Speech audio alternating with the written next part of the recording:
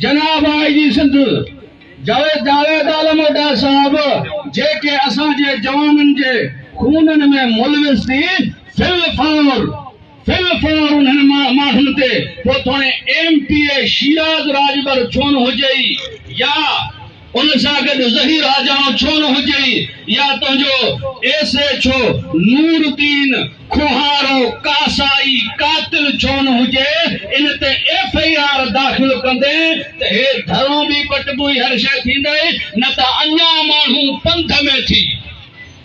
अञा माण्हू पंध में थी कुछ माण्हू कराची जा पहुता आहिनि कुछ अचना थी कुछ अचनी था